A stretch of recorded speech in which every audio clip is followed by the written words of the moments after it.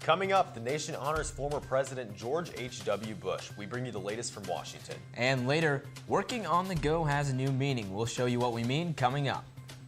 Breaking down the Iowa men's basketball team's brutal loss last night, coming up in sports. How will this week's weather affect your ability to study for finals? Tune into Weather to find out. All that and more headed your way. Don't click away, it all starts now.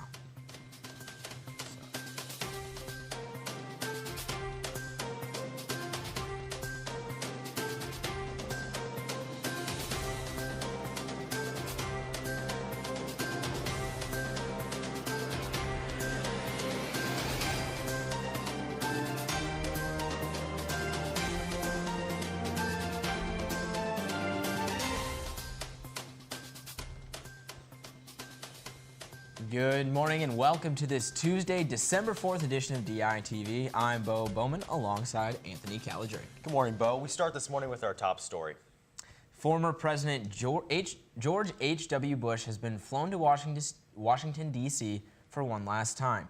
Yesterday, the former president's casket arrived aboard Special Air Mission 41, a presidential aircraft temporarily renamed in honor of Bush. After a 21-gun salute, Bush was taken to lay in state at the U.S. Capitol. The 41st president died late Friday night at the age of 94, just several months after his wife, former First Lady Barbara Bush, passed away.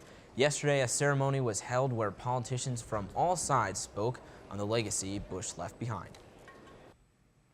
In war and peace, So it's late in in public and in private, in high office and in family moments, George Bush stayed the course. The greatest generation, indeed.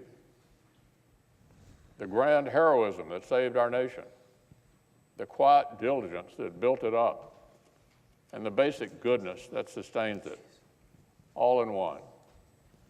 Today, the United States Senate joins the nation and the Bush family in mourning and in prayer.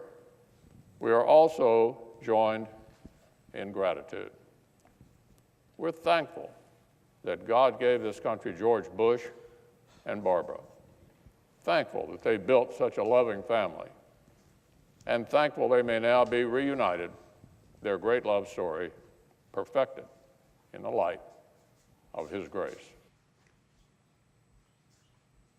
Today, President Bush becomes the 32nd American to lie in state in the United States Capitol Rotunda.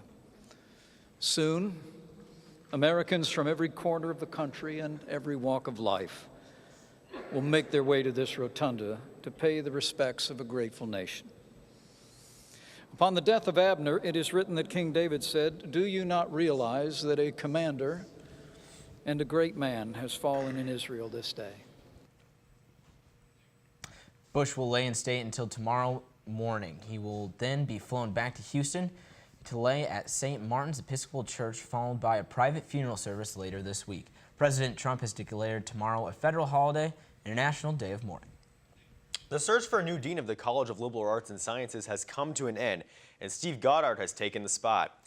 Goddard is currently the chair of the Department of Computer Sciences and Engineering. He's also professor at the University of Nebraska-Lincoln, amongst a few other roles. Goddard's appointment must be approved by the Iowa Board of Regents, who will meet for mid-year evaluations in January. If approved, he will start the new position in June. This past November, UI Hospitals and Clinics appointed a new CEO, Suresh Gunasekaran.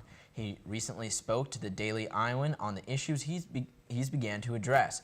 The most pressing, he said, is the lack of space and staff to meet the demands of patients, while another area of focus is allowing UI students and residents to practice at clinics, saying, quote, "We want to continue to make sure that our learners have really awesome opportunities to train. We offer so many different settings for residents and students, even ones not in Iowa City," end quote. For more on Gunasekaran and his initiatives, you can go to dailyiowan.com. Well, little bit of flurry outside this morning. Are we going to see? Are the students here at the UI going to see some more? You know, Beau, you never know with Iowa weather, but I know someone who does know. It's Kate in the weather studio. Let's see what she has to say. Kate?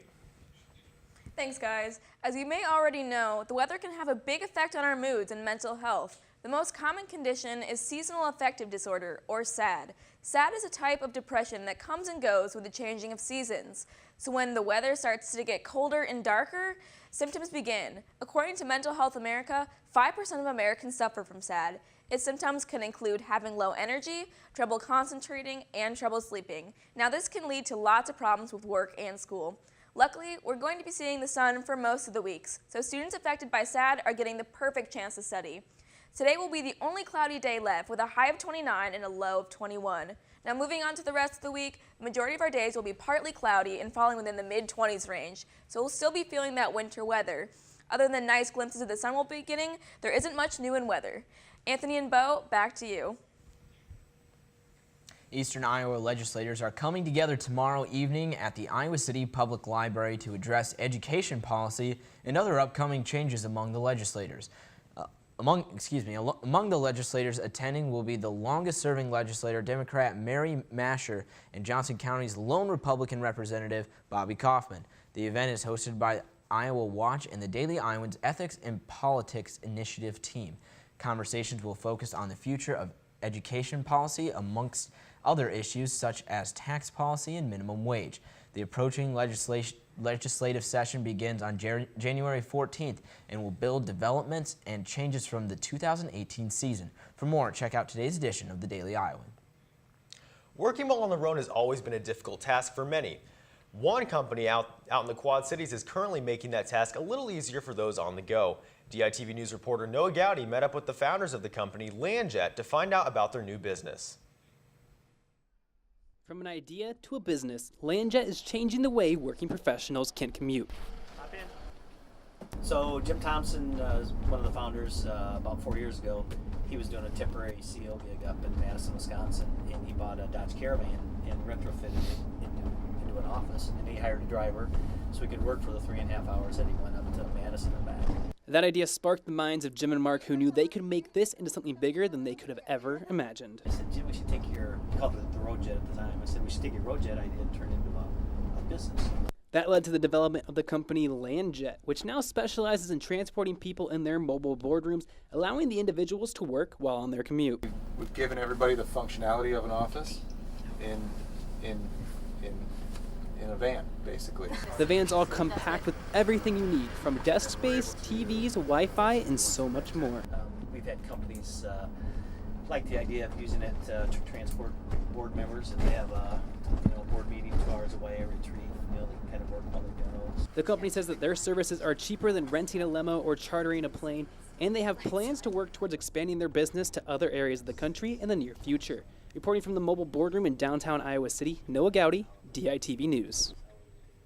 You know, Beau, tough loss for Iowa basketball yesterday. Yeah, it was brutal. You know, the team's 0-2 without Gary on the call for him. They're 6-0 with him there, 0-2. I don't know. Maybe that means something. I don't know. We've got Natalie in the sports studio, though, to break it down for us, though. That's right, guys. It was a tough loss last night for the Iowa men's basketball team as they took on Michigan State. The Hawks fell to the Spartans 68-90, but we have DITV's Taylor Van Fleet with more. Good morning, Taylor. Good morning, Natalie. So when did it start to turn ugly for the Hawks last night? So Iowa was actually pretty competitive for most of the first half against Michigan State, and Michigan State was able to go up by 10 leading into halftime, but it still felt like Iowa was very much in that game. And things quickly turned around as Michigan State was able to dominate the post and play incredible defense. And Iowa, who is typically a very good shooting team, shot just 33% from the field, making only 21 of their 64 field goal attempts. And it wasn't long before they found themselves down by 30, obviously unable to recover from that. So then, speaking of the second half, Joe Wieskamp left the game with an injury. Do we have any updates on his status? Yeah, that was a very scary moment for Iowa as freshman Joe Wieskamp, who's been having a phenomenal year, went down, appeared to roll his right ankle. And as of now, all we know, head coach Fran McCaffrey told us that he did, in fact, hurt his ankle. He will be evaluated by medical staff in the next 2 games, and he will likely be a game-time decision for Iowa's game versus Iowa State on Thursday. So speaking of that game, what are the Hawks going to have to fix to get back on track for Thursday? Well, first, I think they need to just forget that last night's game ever happened. I do not believe that their performance last night is a reflection on who they are as a team, but first and foremost, they have to start defending the post. Obviously, Michigan State is a little bit of an exception. They're a fantastic, big team, but Iowa has very capable guys in Luka Garza and Tyler Cook, so they just need to step up, defend the post, and also not find themselves in early foul trouble. That happened in the game last night, and it kind of set the tone for the rest of the game. And so as long as they can do that and also hit their open shots, I think they'll be fine versus Iowa State on Thursday. Well, I agree with you, Taylor, but live in the newsroom, thank you. This past Sunday, the Iowa women's basketball team took on Robert Morris in a game that was closer than expected.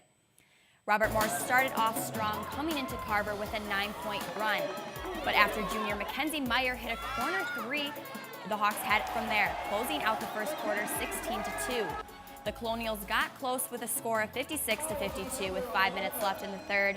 But after senior Hannah Stewart wide open in the lane put up the bucket to extend the lead, and with senior Megan Gustafson's season high of 32 points, the Hawks got a 92-63 victory over Robert Morris.